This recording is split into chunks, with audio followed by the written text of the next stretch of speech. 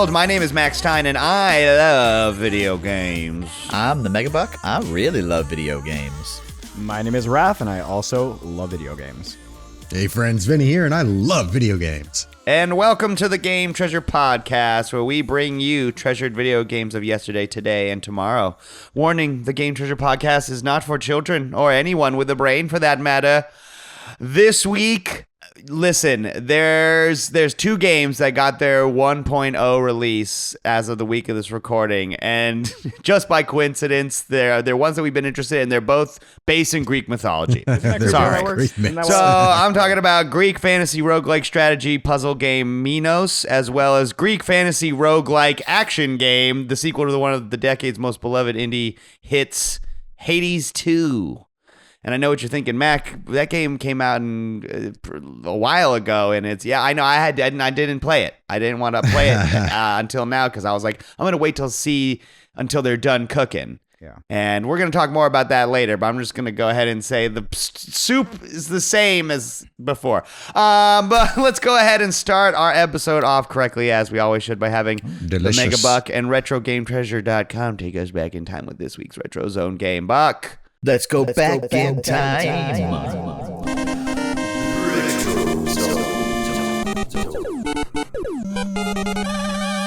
Where Mac, are we?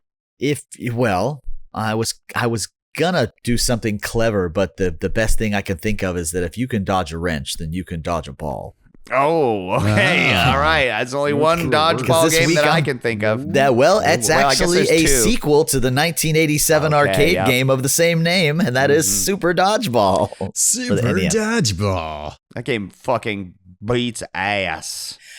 Yes, this is. I don't remember. This is on somebody's NES carousel. If it wasn't on mine, it had to be on yours. Probably. I love this game. Just Did this have the Kunio-kun sprites? This is a Kunio game, yes. Never played this one. Yeah. Which, if you guys don't know, is fun never. little chibi character that Technos made back in the 80s that they did a million different games with, including a really cool, like, triathlon-y kind of beat-em-up game that we never got in the States. That was a heck of a lot of fun. You showed us that once before, where you have to race from screen to screen, like River City Ransom. Yes, places, which is also a Kunio-kun. That was kick-ass. Yeah. River City Ransom is the best known for those assets and characters. Absolutely, pretty much. But if you've also played, World Cup Soccer.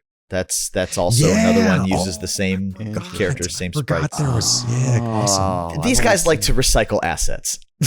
But you know what? A lot. It was kind of had that iconic look, though. You know, yes. It worked. And Oh no, it loved looks great. Yeah, I mean, is this what the UFO 50 game is kind of based on? Yes. The one with the right? Yes, absolutely. Probably. The one with the where you're throwing the hacky sacks at each other's feet. Yeah, it Right. looks Absolutely. a lot like it, and it looks like it plays a lot like it. Very cool. Yeah. Probably also when I brought this game up as well too, yeah. It's how many? Is it 6 people on a team? Do you remember off the top of your head? It's 3 on the inner court and 3 on the opposite outer court. So kind of 6, but you really only directly control the 3. The other ones kind of just throw slowly or pass. Yeah, it's a good ass. I wish there would be another one. Like I would play if they released a $5 or $10 new version of Super Dodgeball or something. Like I would pick that shit up on the Switch and play it with Letitia. Which is funny because they re-released this on the Game Boy, and then they released versions for like the Wii, the 3DS, and the Virtual Console in the shops, in like the online shops. But it's not one of those titles that's in like the Switch online stuff, which is kind of interesting. If you're an NES collector and you've never played Super Dodgeball, I got to tell you, it's addictive when it's one of those, like I said, sports games, simple. Oh, yeah, that's a good one. But fun to just over and over again. Like all the characters that you pick on your team will have different super shots. Yeah. Basically that you activate by double clicking a direction to run like you do in all these Kunio-kun games. And then when you press the throw button, your throw goes from just like a very slow, like, to like turning into he throws it so hard that it gets flat, and it becomes or like one a that frisbee. like expands into a bunch of little dodgeballs and then back into it on some anime shit. Yeah. It's the most So NES learned. version of some anime shit. One of my favorites actually too, though, was in this version because again, the support. This is it's not really. It's a very interesting. It's not really a port, but it is a Kunio-kun based on the arcade game of the same name that these guys made. But this version has a mode called Beanball, which is more like a playground dodgeball where you can play 2 players or just 1 player. And instead of everybody being on teams and on like a volleyball or a dodgeball court, you're all just in the schoolyard playground and you're just running back and forth, throwing the ball at each other until when a character runs out of health, they get eliminated. I had no idea. Oh, yeah, I about used to that, make but I you guess I never. do this I must mode. have not paid attention. I used to beat the shit out of you in this mode too. Wow, I Sorry. played the World Cup mode a lot. That's really fun. Picking Yes. the different countries, and all the different countries had the different players. They had Yes. the different supers. Everyone has a jumping super as well. Because there's a function to press was a timing both thing, buttons, and for that's sure. addictive to just like. There's only one ball, I should mention, in this dodgeball game. It's not Right. like Dodgeball the movie where they're fighting over 5 or 6. There's Or probably one ball real you are all dodgeball. fighting over. Yeah. And when one person has it, it becomes a game of like, I'm gonna fucking, I'm gonna throw, whoa, and then you do a jumping one. Oh shit, I If you wasn't get ready for really that. good, you can catch. You can catch the ball if you even press it at the exact moment like it hits frame you, and you perfect fucking trick. and your guy's just like, "What's up, bitch?" And then you get a turn to do your running throw special. It's awesome. Yeah, and it was the weirdest thing ever too, because like you played that world tournament mode, and you like had when you played versus, you could pick the different countries, but when you played the one player, the single player mode, you have to play as the USA. And when you get to the end after you beat, I think like China or Japan as the final team, they're not the final team. You have to fight like a reverse version of your team where like the sprites are swapped and there's like a thunderstorm going on in the background. Again, the most anime shit. I love this game. If you don't have a copy of Dodgeball in your NES collection, you are It's true. seriously missing out on like one of the. A lot of Nintendo games are fun for 5 minutes. This one's fun for like an hour for sure. So Or if you can find a friend. yes, go now to retrogametreasure.com. Let Buck know that you have a Nintendo, and I would probably say this is definitely a fun sports game. This right? is in the fun sports category. right. All the stuff that it's not simulation sports. If it's not like a real MLB or NFL game, then that's where games like Super Dodgeball. And this, along with Tecmo Bowl, are sports games worth putting on your wish list. That Yep. feature that where you'll look out for games for you if you really want, which you should, because we will break your settings to look for games. You could say, I do not want any sports games, but I would like a copy of Tecmo Bowl, and we will still look for it to put on in your box. good shit. We're going to take a quick break, and when we come back, we are going to get him to the Greek. I don't know. That's the only thing I can reference that I can think of. All right. It's fine. See it's you on the fine. other side. It's fine.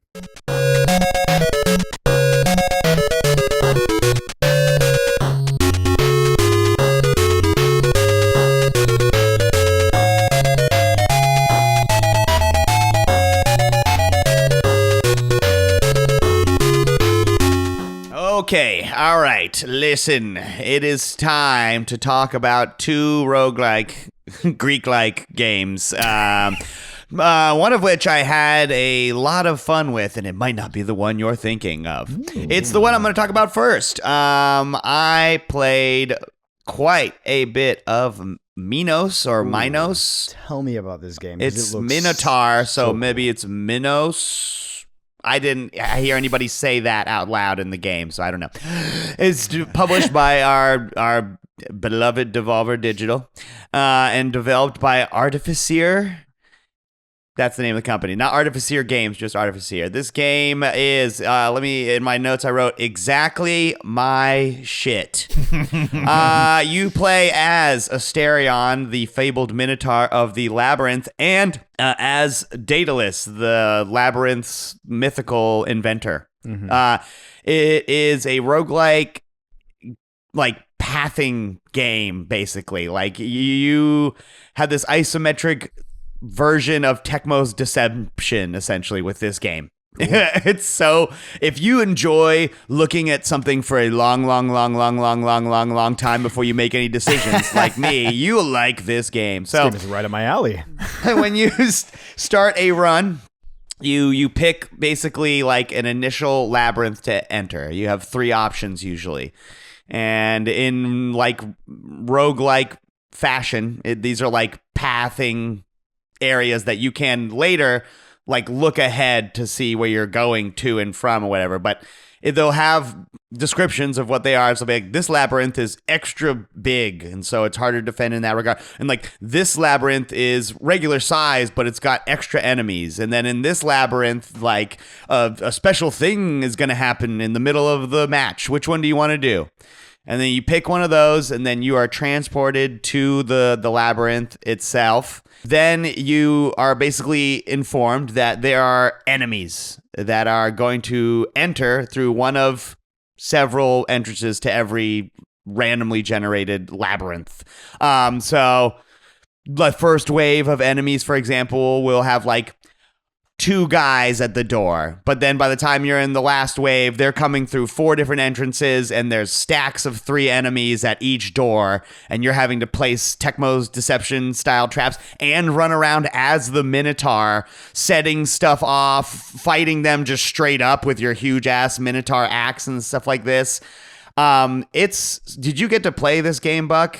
I played a crap load of this game. God damn. Did you like it as well? I enjoyed it a lot too. Yeah, I really did. And you hit the nail on the head when you said Tecmo's Deception. I mean, I gotta love in any episode of this show where I get a chance to talk about these beauties right here. Tecmo's Deception and Kagero, Tecmo's Deception too. Yeah. Because the things, I mean, some of the things that set these games apart and make Minos a lot like these games is 2 different things. 1, the setting of the traps, and 2, the ability to defend yourself when you screw up said traps. This is actually even really a version of my favorite Sega Genesis game, Home Alone, but with more violence. Yeah, yes, that's true. Kind of the same thing, right? You can defend yourself if you mess up with the traps and everything too. Right. I tell Isometric Home Alone. Yeah, and I tell you what I found out as I was playing and going through it, some of the rogue-lite elements in there that like didn't really get advertised at the beginning that really give it some variety. Number 1, like you mentioned, with picking the different rooms to go in, when you finally get access to one of like the maps or the atlas, you realize, kind of like a la Slay the Spire, when you pick a room, you are also picking like a branching path precisely to go to the end of that, and you don't really know it unless you get access to that. There's like a hub world between each of the levels where you get to do things like talk to Daedalus.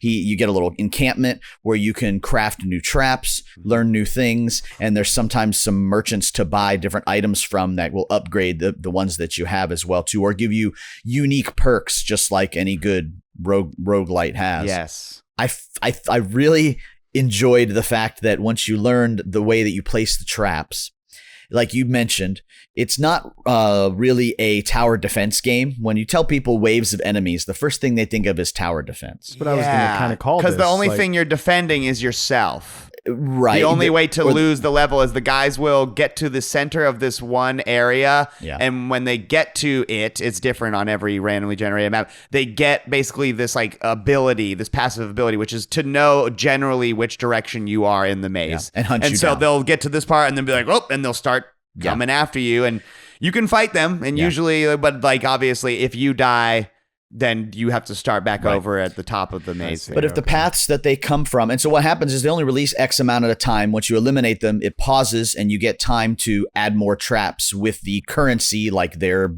essence and all these kinds of things you've earned between each of those kind of waves. And one of the things you learn really quick is, so if there's an entrance at like the north, south, east, and west, and in the first wave, there's only a guy at the north, and then the second wave, north and south, and the third wave, north, south, and east. You can't really move some of the traps. You can change the walls and move walls around inside the maze. It's your maze. For free, which is really cool on that most of the cool. walls. Yeah. I liked that they didn't give you like a currency and be like, you only get to move like 10 wall pieces. Like, yeah. And in fact, sorry, not to interrupt, but there's so many fucking mechanics once you actually get into the maze to build it. So there are special spots, kind of like what Buck was alluding to. There are specific spots in the maps where most of the traps can be placed. Okay. And so besides that, you are able to construct and deconstruct basic walls for free, just limitlessly. There are also squares of like dirt, which sometimes contain different space bucks, in fact. Yeah. And you have to control the Minotaur and go remove those pieces of dirt manually, but that costs energy, which replenishes every turn, but it's like you have can a only do so finite much. amount of it. Which is kind of cool because I what's like happening that. is you're planning your waves around where they're going to go, and knowing that you can't move most of your traps, you have to send them through those different spots, right? It does. You'll end up, you have this moment where you have to assess the, like you'll look at the door and then you'll look and you'll go, okay, what would be the way I could get this guy to run into the most trap spots? Especially in the beginning this when shape, a lot of I could curl this around and then, and he would have to go through this thing twice. Like, Right. And some of the traps are so fun. Like, it's just like, this is a door that closes after the second person walks through it. And when you place it and before you do any of the runs, it's so fun. It shows you the exact path that the enemies are going to take to get to the place. Right. And it's always obviously the shortest path between those two places. And it's such a helpful thing to have, to just because now you're working off that line and you're trying to build that line. And when you do something like place a door that will separate a group, it'll add another color line to show you, okay, so the guy that gets separated is going to go this way. The other guys are going to end up having to go this way. Yeah. And it's goddamn, dude. The traps were they got Indiana Jones rolling boulders. You got buzz saws. Like the traps will combo with each other. And when you is go a to feature pick they them, added it'll. in Tecmo's Deception 2 trap combinations. That's true. You're right. There was like they could combine them like Persona. They made a big deal, yeah. In this, it'll tell you like the buzzsaw combos with something, yeah. and then but it won't tell you what, and so it's like, oh, cool. All right, yeah, I'm gonna try to figure out what the buzzsaw could possibly. But like to combo give you with an example, and how. the first easiest one that you'll learn is there's a fire trap where you can set people on fire. If you have the little ballista trap firing arrows and it fires through the fire, it sets the arrow on fire. Cool. And now the arrow's on fire and it does more damage. Oh shit! I didn't find that one for the buzzsaws. If you put two buzzsaws in a hallway, they become one giant trap that just buzzsaws go back and forth the entire hallway. Oh, they just literally scissors back and forth or whatever. And I was like, oh yes, fuck yeah! See, just watching people getting fucked up. That's rad. I like that part of the game, that there's those, because you don't always get, the trap placements are fixed in the map. You don't always get two trap placements in the same hallway. Right. You don't always get two lined up to do like the fire and an arrow or something like that. And sometimes you will, and it'll be really long. And sometimes you'll get it and be like, but it's short or whatever. There's those traps that are like that you can place in non-trap zones. But you can traps, only place them in dead ends, which they define for you like as strictly as a magic card would define a rule. So it's very clear, like, okay, a dead end is this, and it'll lure enemies off of the path, which is cool. Like it's like a siren, but not it's a like a statue. tower defense game because it's like it's one wave at a time. It reminds me more of Mousetrap. Okay. The board game, like a well set up Catches round any of action, Mousetrap the crazy where contraption. It only works one time. Mousetrap. I wrote in here, if you like Rube Goldberg's machines or the idea of just quote unquote a plan coming together, this game that costs less than $20 is so fucking satisfying. Where I'm just like, if my calculations are correct, I won't have to do anything, and all these motherfuckers are gonna die. And then you press the button and you watch them all. You zoom out and you control just the camera and you watch them run into all your stuff, and you're like, I'm a genius. This is Pee Wee Herman breakfast machine is online. Yes, exactly. The only difference, really, I mean, it really is. This is an evolution of these type of games. Yes, I'm putting Home Alone in the same category as Tecmo's Deception. Yeah, it sounds like it would be. The same type of trapping games, difference being they've taken another really cool genre and put that rogue-lite element on it. Because every time you fail your runs and go back, you're getting more currency, you're getting access to more traps, you're getting more trap slots, you're getting modifiers, things that keep it fresh and make it fun. So you want to do, it's got the just one more run, you know? Really a lot. We didn't even mention that there are certain like labyrinths that you can pick that aren't labyrinths. Like there's one where you're just the Minotaur and you're going through a pre-made maze that's filled with traps. and it's an isometric game, so you keep having to switch like the angle around, or you'll keep running into spike traps and shit. And that there's some labyrinth levels that are just like a choo-choo rocket style. Like there's one single enemy that's going to run through this room in a straight ass line, and there's these 3 traps you have to use to kill him, and these are so you have to find the right spots where they go in order to make it work. So I was just like, God damn, this game has got so much stuff. It's a puzzle. It's man, if you like roguelike games and you like tactical games, you know what else it reminded me of? Demolition from UFO 50. The one where you're placing all the demons to get the chain reaction to go perfectly. Yep. Where you spend a bunch of time planning and then you just watch some shit happen and you're just like, fuck yes, dude. But the difference is with all of these, the difference with all of these, including Minos, is you can still defend yourself at the end of the day. And upgrading your Minotaur is one of the things you can do. Give yourself more health, do more damage. There's certain traps that you have to trigger manually, and so sometimes you do have to, in fact, get up in the mix to like hit someone with a seesaw. Is one of the things where if you step on one end, it makes the other end come up and do a ton of damage to the enemy on the other side. It rocks. Minos, go check it out. Minos on Steam. And now let's transition to another game that is still good, but boy, was I disappointed in, frankly. I'm talking about developed and published by Supergiant. Talking about Hades 2. Oh. So that bad boy came out in early access like well over a year ago, right? Am I wrong? No, it feels like that. Right, Nope, you're right. Who played Hades 1? Me. I did. Yeah, a lot of it. No. Okay, who liked Hades 1? I did. It's good. Yeah. All right, everybody said rogue-like yes. Diablo.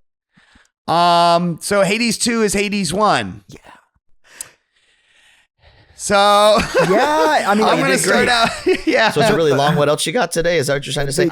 Correct me if I'm wrong here, though. I thought that the second one was more witchcraft. No, is it? It still? You are a witch. It's based around that. Yeah, like Hecate. Well, you are a is witch, like but guess what? You're still the child of Hades. That's right. You're the main character's sister, and Hades was your dad. The difference is she likes Hades. And remember how in the first one you didn't like him? Yeah. Just like, You guys are always yelling. okay. And so I'm gonna start out by saying things I like about this game. Okay. It's visually stunning. Mm-hmm. Yeah. It is better looking than Hades 1. Very well and polished. it does a better, bigger leap than Slay the Spire 2 did. And it did it much sooner. Because I don't know how much they've been upping the graphics throughout the early access. But like, I don't just mean like the character model is bigger and smoother, which it is, but just like they redesigned a lot of the gods that were in the game before. Oh yeah. And they're amazing looking. This They've game given them- is like fully 30% more horny. Yes. Honestly, Oh my God. Like at least 30%. And they've given The first Mother one's of pretty horny. Yeah. They've given Mother of Pearl effect to everything. Like everything is gleaming and shiny and it's like it's Didn't quite know what you meant by that until you explained it. you know, like Okay. the surface of oil on water Yes, has I like get it that now. rainbow aesthetic. Like everything is like that. Everything that is shiny, which is all of the characters' armors, Everything is just looks like porcelain, I'm blind. I painted can't even see. porcelain, you know? Yes. The combat is still very tight and very snappy and very addictive. Yes. The gameplay loop is still simple, where it's just like fight, die, fight again. That is kind of the end of the things I liked about Hades 2 in particular. Raph, do you have a more list? Do you have anything to add? What did you think about Hades 2? I mean, it was just basically that. The combat feels just as snappy, feels just as good. I did like the addition of the like spells that you get. I thought that was kind of cool. The idea of being able to cast these like spells. You have like 3 of them. There's like the binding spell. There's like a charge thing where you can fire something and it like explodes. And then there was another one that I don't remember exactly. You fire off like this, like a bunch of shit in a line basically and take out enemies. Well, like those that. were I the thought spells were kinda special. cool. Those are like the special. They did add a magic bar. You have magic bar now. You have a mana bar, every weapon now has like a charged attack that uses a bit of that mana. So the weapons got more attacks. That's kind of cool. How do you I feel will about say, the mana bar? I don't mind it. More importantly, though, the cast is what the thing that is the associated with the circle button on Xbox or the B button with, or I'm sorry, the B button on Xbox, circle for PlayStation. in Hades 1, you just shoot a projectile. It's that little red gem that you shoot. Oh, Correct, yeah. Okay. And it fucking sucked. That's it. That's you couldn't change it from anything other than a single projectile, or you could get an upgrade that was like, now you get 2. And they just went in a straight line, and it was just like there were 3 or 4 weapons that you could choose from that did the same thing. And now they've replaced it with this thing that's an AoE that goes around your character that is just a million times better to use. Like you get this upgrade very early where enemies inside of it are slow. And so it's just like, and it does damage to everybody in a circle. You can supercharge it to like do a bunch of damage to the enemies that are in the circle. I don't know. I find it a hell of a lot more useful than what that button did in the previous game. So I was like, well, kudos to you for that. They also added running. Oh my God, yes, the sprinting, the surge. No, for real. Like, you don't understand. Like, that's such a fucking game changer for that game. Like, it feels you just press and hold A, so the dash button, and after a dash, if you press and hold it, you run now. Yeah, and they've added abilities that go with that, which are pretty cool. Like, you can sprint and, like, there's, I forget which god gives it to you, but you can essentially sprint and leave, like, a flaming trail of, like, lava behind you. It's great. Couldn't you do something similar to that in the first They one did. too, They would be like, they would give a power to your dash, True, where it's like when you dash, lava gets made, but now it's just, they extended it. But I you just still run infinitely. Are you still fighting in, like, arenas kind of, sort of, and then picking a door? Oh, yeah. It's the exact 100%, same. yeah. Yep. The game loop is the same. They didn't change I the would, game like, loop. I would same. want to dash. Yeah. I would want to dash if there was like world traversal added. But Yeah. if it's in like inside an arena, that doesn't seem like a total game changer. There's new weapons, but if I'm being honest, they just follow the same archetypes of all the weapons that you would imagine in a video game. Like the weapons that are in this are the same that are in God of War in 2001 and Monster Hunter, the most recent one that came out. You know what I mean? It's like sword and shield, double daggers, giant axe. Like, it's just like, it's not new. You can't just, this one's an axe. Yeah, you had an axe in this one. This one's silver. It's like, okay, What do that's you want me to the do? same. Make up weapons, Mac? I guess I don't know. Give but me it a was just like, bladed flimble-blorp. I don't know. Like, make some shit up. I give don't me know. a whip I give it sword. back Sure, to yeah, I don't know. You know what I mean? he's Like, just picking on him. He's seen it so much. Where's my that it's exploding candle? Where's my new stuff? Yeah.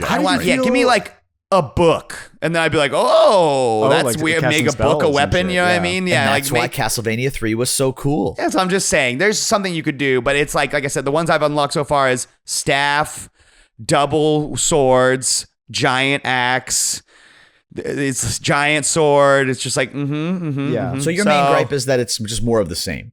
It's more of the same, and I have to comment that the onboarding on this one felt so much longer and so much more opaque than the first one. In the first one, you do get dropped into the game immediately, but then upon your first death, it's like, my dad is Hades, and I would like to escape from hell now. That's all you need to know to get motivation for the game, because you're like, oh, that makes sense why I'm trying to do this over and over again.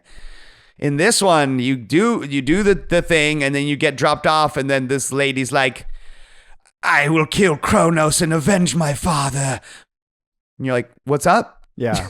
And then you do die once more. It's like, by the way, all the Titans have imprisoned Hades and Zeus.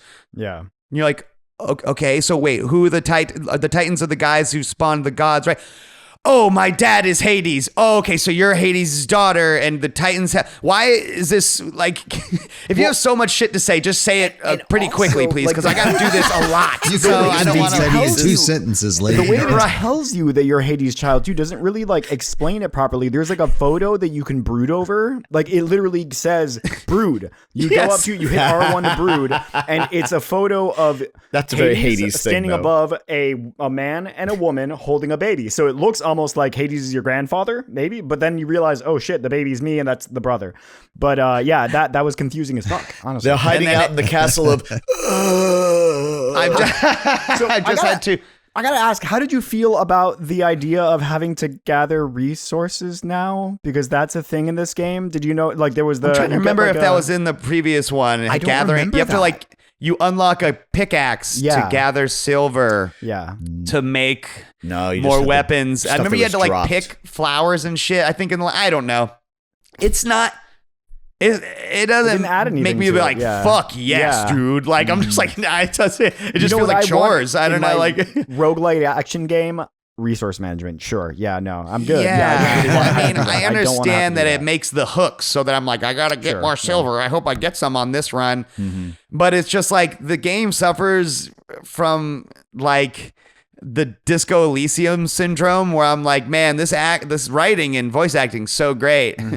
There's so much of it. So Well, we got much a budget of it. now. We got a bigger so budget. fucking much words to say. Oh my god! And every time you pick up a fucking thing, and so that's what I meant by the onboarding, because I would just Too many words. after Hades 1. The first mission, I would just skip what most of the guys say because I don't give a fuck. But in this one, I was like trying to listen because I was like, I don't know what the fuck is happening, but I was just like, holy shit. Because you skipped everything in the first one. You guys are so no. Well, I thought that, and kidding. I consulted with Raph, and it's just like, no, this is not the end of the first one. Does not key you in to this being what is happening now. And it was just like, I also don't know.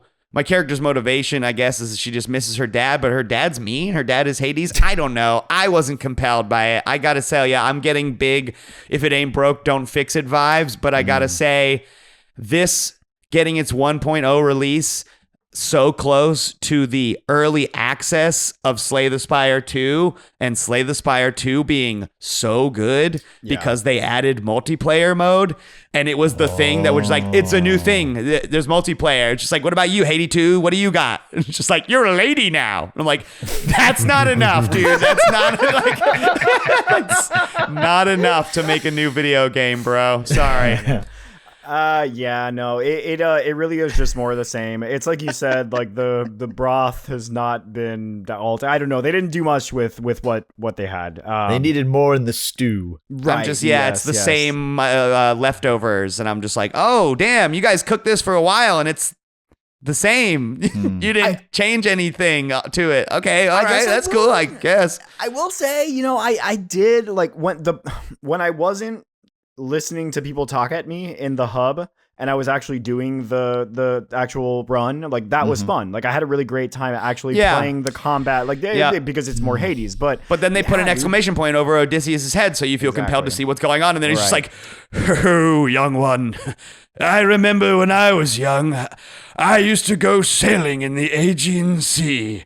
The salt air in my clothes, and you're like, holy fuck, what is it? And that's, guess what? He has something to say like that every time you get reborn. I think that a lot of the fan base of that game will love that exposition. That's what they want. You guys might be in the minority on that. No. Sure. I actually really like the dialogue in this game, but like, there is a lot of it. I didn't say it was bad. Right. I said there's too much of it. Exactly. If they just cut it back. Yeah. Just a little bit, bit, It's because you're playing an action RPG. You want the action RPG. You're not worried about the exposition and the storytelling. Again, like look at Disco Elysium. There is zero action. It is all exposition. Are you kidding me? It looks great. It feels great, but it just fucking in the last act, sure. I don't know, man. Compared to this, like I said, I can't help but for some reason group that game with Slay the Spire in my mind, because I think the first ones came out kind of close to one another. They came out and Slay the Spire 2 is just eating fucking Hades 2 lunch. I'm sorry. Yeah. And that's all I have to say about that, sirs. And that is a good time, I think, to take a break. Raph, did you have anything else you wanted to say about Hades 2? No, we pretty much covered it. Yeah, I kind of feel the same way about it, honestly. Yeah. Okay. Yeah. Well, let us take a break, and on the other side, we will do our What Else You Got and go ahead and round out our show. Cool. See ya on the other side, listener. I wanted to save this forsaken child. Instead, I created a monster that even the gods can't save. All right, gentlemen. We are back, and it is time for our What Else You Got, the segment of our show where we can bring anything to the table, be it video game or otherwise. I had so many things that I did a lot of things this week, but I have two. I have two that I'm going to do. First of all, on HBO, I watched the new Julio Torres stand-up special. So I have talked about this guy before. Okay. He wrote for SNL. He had that sci-fi show Phantasmas, which was the one where the guy he was looking for his proof of identity. It was like that sci-fi comedy show. Yeah. And then he did that movie Problamistas, which is about the guy from Chile that wants to make toys. He's so goddamn funny. And he had that stand-up special called My Favorite Shapes, where he sits in front of that conveyor belt and just has objects like scroll in front of him, and then he picks them up and just says jokes about them. It's so fucking good. That's kind of funny. He has this new one called Color Theories. Yeah. And so it's much like My Favorite Shapes.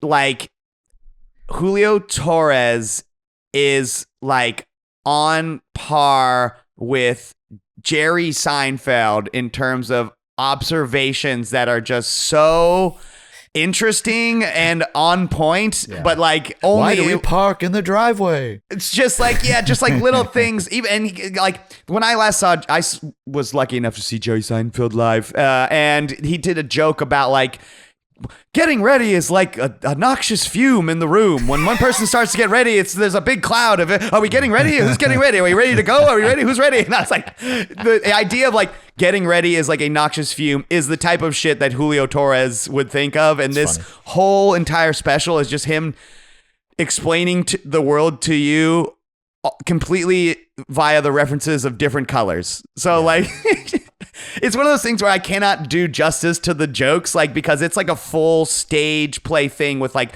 a backdrop that like unfolds and things that pop up to like do like live action cartoon type shit. It's very Bo Burnham. It reminded me a lot of Bo Burnham. Yeah. Yes. He just thinks of shit that I just, like I said, I would never... I don't think his I've bit about laughed. navy blue. Yeah. He tells this joke where he's just like, navy blue is the color of authority. It's the color of systems and all these things. And he's like, airports are navy blue, oftentimes quite literally. And he's like, because that's their way of saying, whatever your thing is at home, not here. That shit fucking made me fucking die laughing. It's so fucking I funny. don't think I've laughed harder in a Go while. watch it Yeah. on It's HBO Mac- if you have a subscription. It's so goddamn funny. Well, Mac, I'll let the cat out of the bag. You'll be excited to know then that for your birthday, I got tickets for me and you and Tish and M at a table to see the Muppet. Oh, what's your guy's name? We're going to see Randy Feltface. here in Randy Orlando. Feltface. All right. Cool. And then I played a game that is not new, but it was new for me. And I was like, holy shit, I have to tell Buck and Raph about this video game at the very, so have either of you guys played The Thaumaturge? No. No. Okay. So published by 11-Bit Studio in 2024. These guys made that game The Alters this year. That game where you're the guy on the space station and you have to make clones of yourself to operate. I played it and it was okay. It was like a puzzle game. I remember you kind playing of. this, yeah. And then developed by some company called Fool's Theory. It is if Persona and Disco Elysium had a baby. Oh, this looks cool. And With Expedition 33 art. with Expedition 33 art. How the and it fuck is do you spell Thaumaturge? THAUMATURGE. I think this might be TU or TE, but Thalma. something like that. Yeah, Yeah, Thaumaturge. I missed Thaumaturge. the U. Thank you. It's a isometric turn-based RPG that takes place during the early 19th century at the very cusp of the Russian Revolution and the fall of Tsar Nicholas II. Jesus. You literally Instant wish list. Instant wish I know, dude. Raph, I'm not even done. I can't click the button any harder. You literally meet Tsar Nicholas II in the game, and the game revolves around you being a mystic with psychic powers, and you cannot have Tsar Nicholas II and the idea of mysticism without Am I Grigory Rasputin Oh, baby. is in the game, and he is your best friend, and it's so amazing, bro. If you don't know who Rasputin is, my he's a gosh. real life Russian guy who if you don't know what Last Podcast on the Left is, listen, they have a 4-part or 5-part incredible. special about this guy. That's and every he episode they do. That's not is special. so incredible. This is a His good one, life though, is yeah. hilarious, and he's like Russian Mr. Bean with the highest stakes you could ever imagine. Like, it's the most ridiculous shit. And so this game, you play as a thaumaturge, which is like a person that can like, he can essentially, has anyone ever seen the show Psych? Mm-hmm. Yep. It's that procedural, it's like a comedy show about a guy who's pretending to be psychic to work for the police, but really he's just highly observant. And so this game is about thaumaturges, which I believe is a real Russian mysticism thing, like a la like Madame Blavatsky. And it was like people who they believed could see the flaws of people. It's like how ancient Greek people would define like demons, like if you were an alcoholic, they would say that you were possessed by the demon of alcoholism, so to speak. Right, You know what I mean? Mm-hmm. This is that. So it's just like your character can see the demons that possess people, things like greed and pride and shit. And so a la Persona, you go around this world and collect different human flaws, and your thaumaturge character like takes them in and like will like free a Russian village from this demon of anger that is like making all of their crops go sour.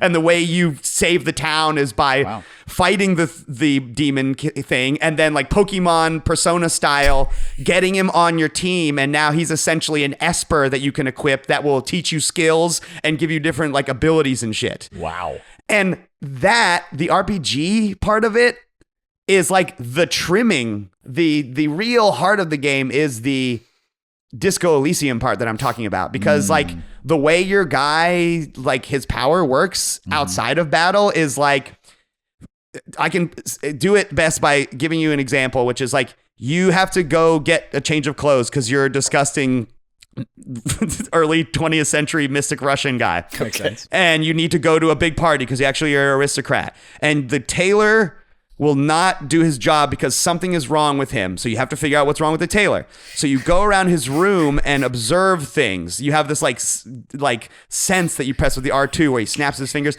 and you find like a pile of papers that a description says like he's this and that, and then you find some unfinished work, and then you talk this and that, and your guy pieces together like fucking oh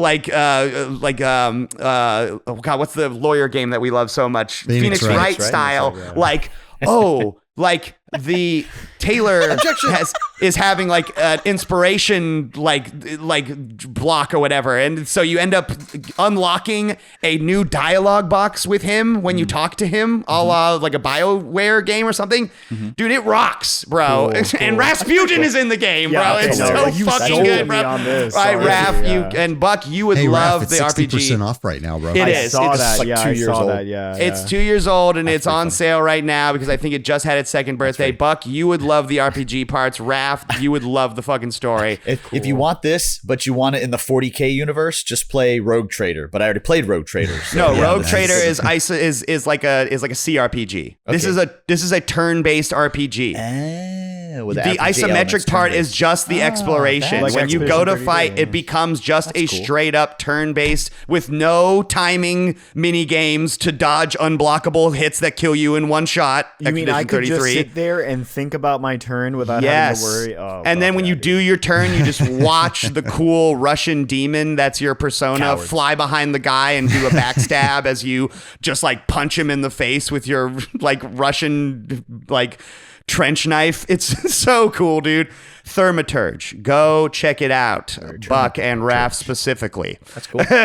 Buck, what else have you got for us? I went and saw The Midnight in concert. Oh, baby. All right. So what is that? awesome, dude. The Midnight is like discount gunship. What is that? Really good. What is that? Really? Yep. So if you want to listen to the best synthwave bands in the universe, you want to listen to Gunship, Carpenter Brute, and The Midnight, because they are some of the best, pseudo 80s style synthwave with way too much, probably just the right amount of saxophone. Actually, dude. in them. Oh my God. Gunship is very famous for having Tim Capello on a lot of their tracks. That's the actual saxophone guy from Lost Boys. Fuck yeah, dude. Sick. I didn't know that, dude. So hot. Yeah, but so I went and saw The Midnight. That was a really good show. Still a little bummed they didn't play Shadowverse because I love that song, but they're great.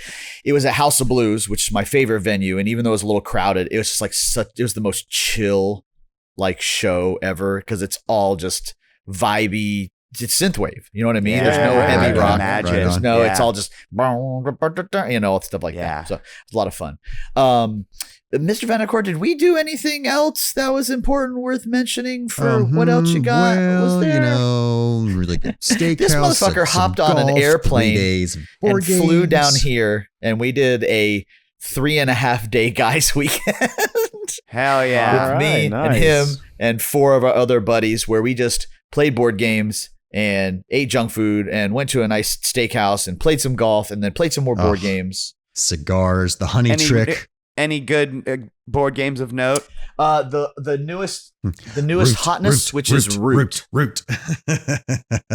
If you haven't seen Root, I can show it to you. Can you describe it without grabbing it? Yes, Root is StarCraft, the board game, but with cute little critters, cute little woodland critters. Because the theme is very different, but it is I played a lot of board games. If I've never shown off my board game shelf on here, Root is the closest thing to you're the Terran. Well, you're the Protoss. Well, you're the Zerg, but there's like 6 or 8 or 10 different woodland races, and they all have rules that are very different to one another. You all have the same goal to beat the game, different. But it's like when you play StarCraft, well, the Terrans have to build the depots, and then they can get the troops that go, Is it a 4X like map like expansion type game, or is it like it looks more like it's like Risk type shit, or like so it's the different maps, whether it's a woodland or mountain or snow or whatever, they all have, I believe, 12 clearings on them,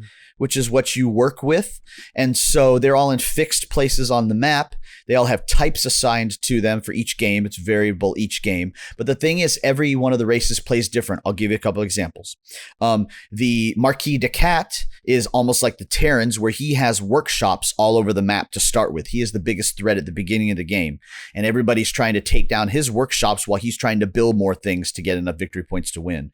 The Eerie Dynasty is the bird race. They play more like Robo Rally, if you've never played that, where you have to pre-program them every turn. You have to pre-program what you think you're going to be doing this turn to get a lot of points. But if you fuck up, all the birds start to fight with one another and you lose victory points because you messed it up. Wow. There's the river folk, which are like merchants. They literally set up outposts around the board, and you can let them borrow some of your meeples to buy bonuses for the turn, and that's how they get points. So there's all this different. I played as the Badgers. They're like the paladins on the Crusades. They have to go out and get these relics and then bring them back to their strongholds, and then move their stronghold further into the forests, and then go for other. Everything plays like a different character in like a StarCraft, Warcraft game. It's so good. Yeah, it's awesome. Wild. We're having awesome. We're having a whole lot of fun with it. So it's a really, really, really 4-player or more. It's 4 on the base, and then you can add the other maps with other classes, and then it goes up to like 6 players. We had it makes the game a 6. little bit longer, but it's a lot of fun. And I got one more. I watched a movie. It's actually a newer movie, believe it or not, but it doesn't feel that way. It's called Reflection in a Dead Diamond. Ooh. Mac, you would enjoy this. This is it's a French movie. Reflect dans un diamante mort. It's a 2025. It's an action mystery spy movie that's made. It almost looks like it's an old James Bond movie. There are almost moments in it where you're like, did they just rip that straight out of like, the 1965 James Bond movie or something? It's about a retired 70-year-old man who's retired to this beautiful beach, the hotel somewhere in France. And he's reminiscing about his life.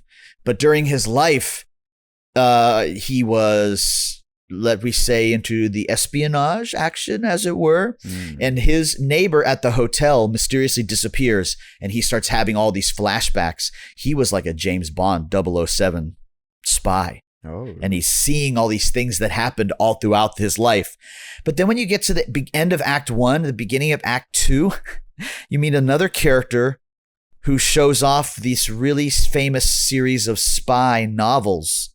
And the character looks very similar to Mr. Diamante. So now you're not sure if he's remembering his life as a spy or if he's remembering a series of very famous spy novels.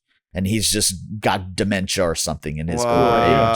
He's Hercule Poirot. But it plays out in these it plays out. Fabio Testi plays the main character, the older gentleman. But if the coolest thing is though, you get these great, just tons and tons of shots from like a James Bond movie that never existed. Like really, really Plot good. sounds like Basic Instinct. Yeah, right. Yeah. Kind of, sort of, yeah. I mean, and the main Fuck character yeah, is this chick who changes skin constantly, and so it's just like she just changes her Wow. appearance. You know that she's a This really looks cool. great spot. It was Reflection a super in fun a movie. dead diamond. Fuck Super yeah. fun movie. It's on Very Shudder, nice. believe it or not. Raph, what Hey, else? can I interrupt Yes. one sec? Can we just Yeah, yeah. appreciate the majesty of that carved beer stein that Raph has been Oh, this thing? pulling into the frame? Oh, dude, I Look at love that this thing, thing. man. Look This at that is thing. Like, it's my That's favorite legit, dude. implement to drink. Hinger any dinger. beer or anything That is out of. legit. Yeah, it's gorgeous. I love this thing. Beautiful. Yeah. Just had to give props where props are Appreciate due. that. Appreciate that. What have you got for us this week, Raph? You know, I have both, like, not that much, but also kind of a lot because I fucking moved, guys. I moved. Yes. Yeah, I yeah, moved. yeah, there we go. I'm now in a new location. You can kind of already see it back there. I don't know what aspect ratio that this ends up. Yeah, but yeah, you can kind of see back there. I've got all my shit finally set up. I still have boxes over here I gotta get rid of. But yeah, man, apartment's great. It feels fantastic. I've got good internet now, pretty decent internet. I don't think I've cut out in the middle of this at all so That's far. true, right? you're right. Smooth Yeah, yeah. like butter, Look at baby. nice and crisp. That's fun. I mean, like I said, moved. Other than that, I don't have a whole lot. We were without internet for like 3 or 4 days, so I haven't really been able to play a whole Were lot you of video okay? games. And Were you all right? I wanted to fucking kill myself, Buck. There's some great single player games out there that you don't need internet for. Well, I also Yeah. didn't. Man, it's been a fucking weekend, man. I'm exhausted. We had a little housewarming thing last night. The boys came over and I got really drunk, so I'm still a little hungover from yesterday. Other than that, you know what?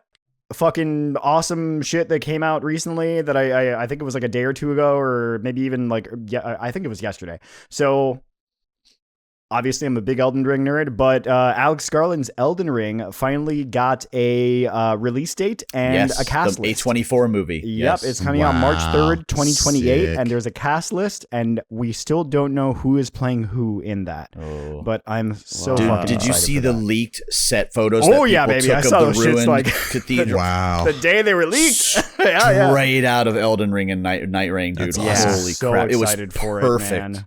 I'm so excited for it.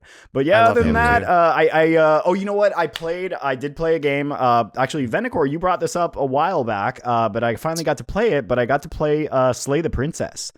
Hey, all right. All Holy right. fucking shit. That game is awesome. The writing is Pretty intense, right? Yes, I didn't expect it to be actually scary. Like it's really genuinely kind of scary. It creeped and us the hell out. super creepy. I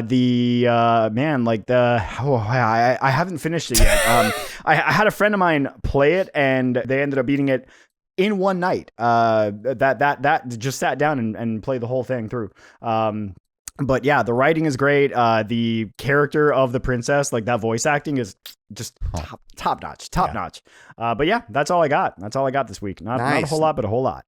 Very good, very good. Mr. Venicor, what else have you got for us this week, Slay sir? the Princess. Well, I have a game and I have a couple animes for you as well. Oh, but first, I like anime. the final season of The Boys on Amazon Prime is Oh, out. yeah. And Yeah, I've so been watching behind it on as everything. well. my I'm like 2 my wife seasons and I behind. watched the first one last night, and oh my, okay, they've started killing main characters off already, guys.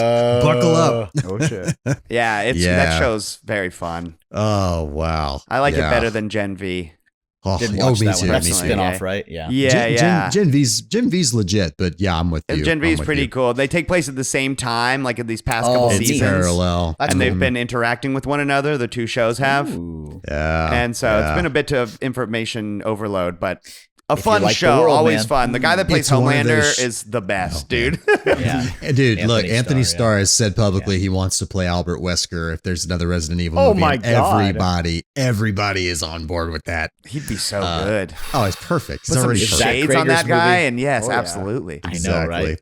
Have So, the same menacing shit. moving right along, an anime called Shiboyugi, translated to playing death games to put food on the table. What? And it's yep. I'm not even making that up. Cool. It is about a girl, a high school age girl who is a professional death game player, and she's survived enough death games to understand like all the calculation and conniving that goes behind like these anime death game scenarios. And like you mean like Squid Games type shit? Yeah, exactly. Yeah, okay, exactly. yeah, that's so funny. Because for most people it's like pure terror, but for Right. her it's like everyday business. That's such an anime plot. It's such an anime plot, and in every title of every episode, a word is redacted, is blanked out. So some of them you have to really kind of use your imagination. Wow. On. But even more exciting than that one on the anime front, and this is one that Kojima himself has come out and like just drooled over, called Nippon Sangoku on Prime. Okay. It's like a dystopian future anime about what with current and like if socioeconomic factors like went to the total extremes, and it talks about how Japan has regressed like 300 or 400 or 500 years in their culture, and it's essentially about this young Japanese guy who, God, I can barely talk about it without spoilers, but it's about this young it's about this young Japanese guy who it's the telling of this amazing story about him and where he started, and how it's kind of painting the picture that this guy is going to unite the three nations of New Japan. Yeah. And just the way that he thinks and the way that he talks and the way that he kind of reasons and calculates. He's like Sun Tzu. He's like a strategist in every single interaction with anybody. Yeah. Wow. Dude, it's really good. The third episode just came out, I believe, yesterday. I haven't gotten to see it yet, but I've seen the first two. It's fantastic. I'd highly recommend it. It's on Prime, right? It's on Prime. Yeah, it's on Prime. Yeah. Oh, yeah. good. It's on Prime.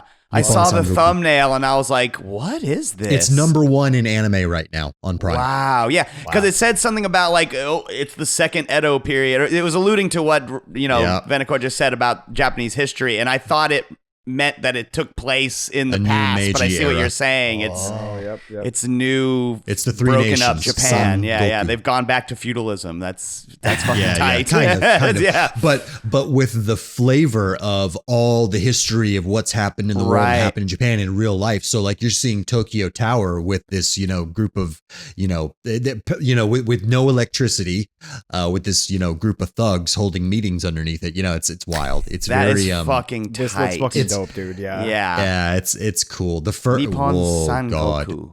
The very first episode, the end of the first episode is like just pick your jaw up off the floor and buckle up. Hell Did it yes. just start? Did it just start, or is this? It just started, yeah. Okay. It just started.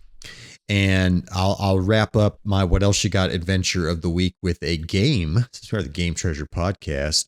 The volleyball This game is so cool. tribal furry volleyball game called Smash It Wild. Dude. What? But it is a volleyball anthropomorphic turn-based roguelite. Okay. It's like our day where we made up all the crazy genres Yeah, and just smashed they did them all it. together. Yes. Oh man, this is exactly what they did. It's really Volleyball. good. But you know what's great is if you look at it, it literally just looks like you're playing a Mega Man Battle Network game. I was just about to say that. Yes. I was literally just like, this is giving Just- Mega Man Battle Network. But also mixed with literally the retro zone of the day, which is dodgeball. dodgeball. Super Yeah, right. dodgeball, But yeah. it's volleyball. It looks just like that, though, only you get a team, which is pretty neat. Like, that was probably my one gripe about that Yeah, game. it's a bunch was- of tribes. Like you got like the Arctic animals, Looks and then great. the rainforest animals, and then the Yeah. Canadian moose and beaver, and Definitely and stole deep that from forest this. animals. Yeah, right. Wow. And seriously, it's a turn-based volleyball roguelite, and it's really good. this looks really awesome. positioning fun. is It's so fun as clutch hell. in volleyball. So that it's makes really sense cool to make a because game you've got about that. each tribe has its heavy character, medium character, and light character. The heavy character can absorb a lot of punishment, whereas the light character has a lot more stamina and can move a lot. But if they end up fielding a spike, that's going to take a lot more stamina out of them. Isn't that funny that that's the become the norm forever? I mean, that ice hockey for the NES did that.